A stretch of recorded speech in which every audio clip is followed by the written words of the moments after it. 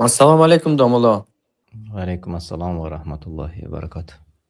دامولا همین ما امکانیت نداریم مسجد اعتکاف شنیم، میشد خانه ده 10 روزی آخرش تهجد خانیم، بسیار قرآن خانیم، همین تا بامداده تا سحره. نه یا برابر. بسیارتر چیکار کنیم یا در چیکار خانه کنیم اعتکاف بسیارتر؟ نشینید. در خانه اعتکاف نشینید. برای چی؟ برای آنکه شما باید نماز جماعت روید، خاصتا نماز شام، نماز خفتن، نماز بامداد.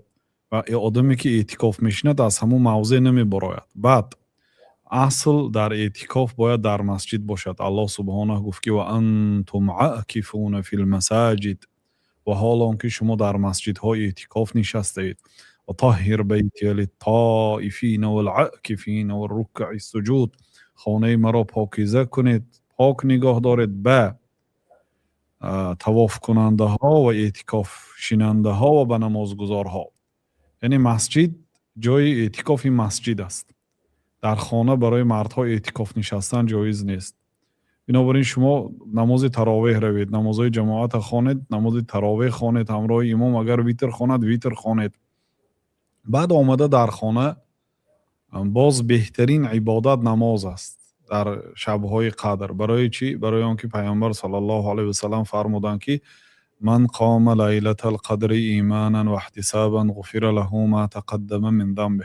کسی که شبهای قدر نماز گذارد از روی ایمان، یعنی ایمانش او را مجبور کند، باوری دارد به الله تعالی و به سخنهای الله تعالی و به سخنهای رسول الله صلی الله علیه و سلم باوری دارد، به روز قیامت باوری دارد، بنابراین نماز شب میخواند.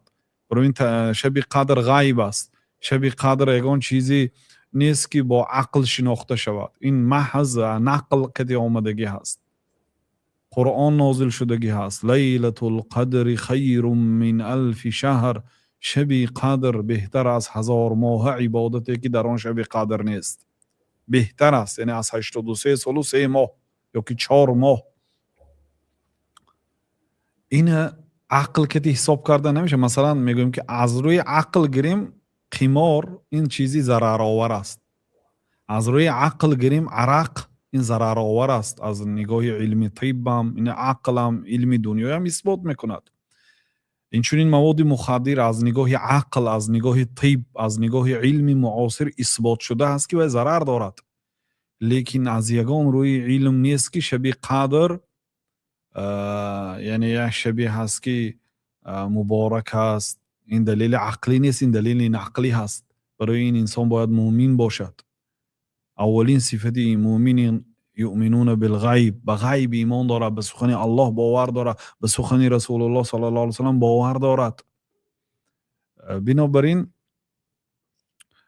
این شبهای بزرگ است و پیامبر صلی الله علیه و سلم گفتند که کسی که شب قدر را با نماز گذراند، من قامه یعنی شبهای قدر نماز گذارد، غفر له ما تقدم من ذنب، گناهش بخشیده میشد.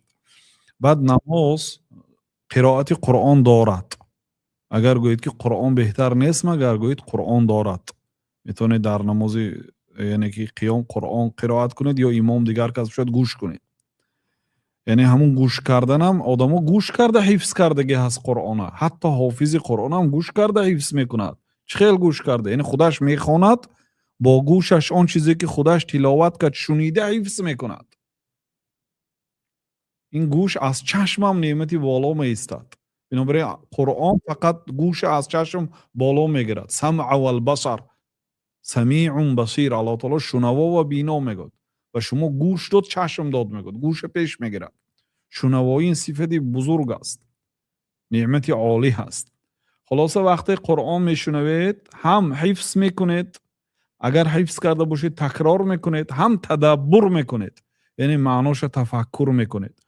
قرآن دارد، ذکر دارد. سبحان ربی العظیم، سبحان ربی الاعلا، سمع الله لمن حمده، ربنا ولك الحمد، حمدا كثيرا طيبا مباركا فيه، ملء السماوات وملء الأرض وملء ما بينهما وملء ما شئت من شيء بعد.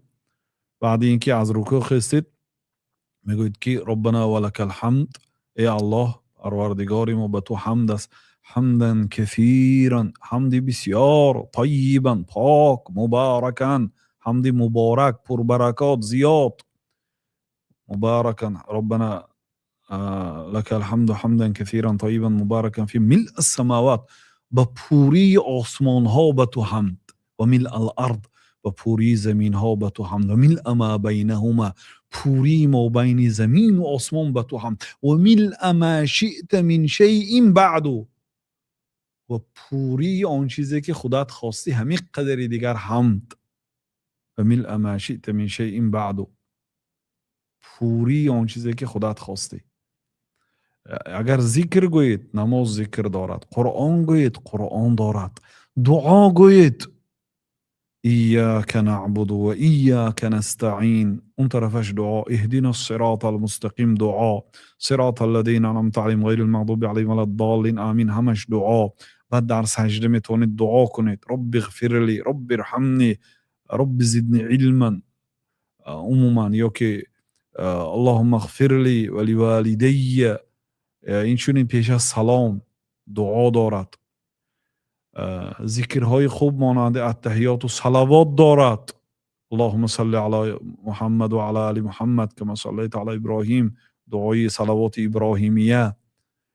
رکوع دارد، سجده دارد، قیام دارد، جلسه دارد، همه چی دارد نماز. و در این دنیا الله تعالی به یگان مخلوق مثل پیغمبرمان حضرت محمد ابن عبدالله ابن عبدالمطلب نعمتی بزرگ نداده است. به یگان آدم الله تعالی از پیغمبرمان دیده نعمتی فراوان و بهترین نداده است. و پیغمبر صلی الله علیه و سلم همین نعمتهای بزرگ شکرانش به نماز شب به جا آوردند. در غیر رمضان هم نماز میگذاشتن، قدمهاشون ورم میکرد. حضرت عایشه مادر مومنین ها رضی الله عنها و ارضاها شفقت میکردن، مهربانی میکردن، میگفتن که یا رسول الله، الله تعالی گناه های اولین و آخرین شما رو بخشید، برای چی اینقدر خودتون به جور میکنید؟ مثلا پاشون ورم میکرد، این پا همه وقت ورم میکند که آدم مثلا 3 ساعت 4 ساعت در یک جا راست ایستاد، از سبب اینکه حرکت نیست ورم میکند. قدم های جناب رسول الله صلی الله علیه و سلم ورم میکند. قدم های ما ورم نمیکند. برای چی؟ برای نمازهای ما سبک است.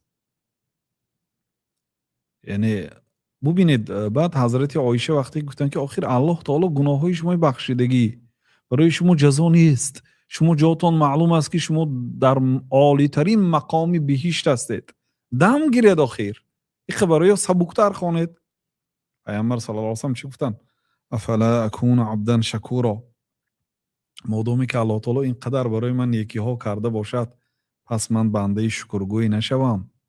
مهم این است که شکری نعمت پیغمبری و شکری بزرگترین نعمت الله را که الله تعالی به یگان کس از پیغمبرمون دیده نعمتی بزرگتر برایش نداده است، همین نعمت ها را با نماز تهجد به جا آوردن.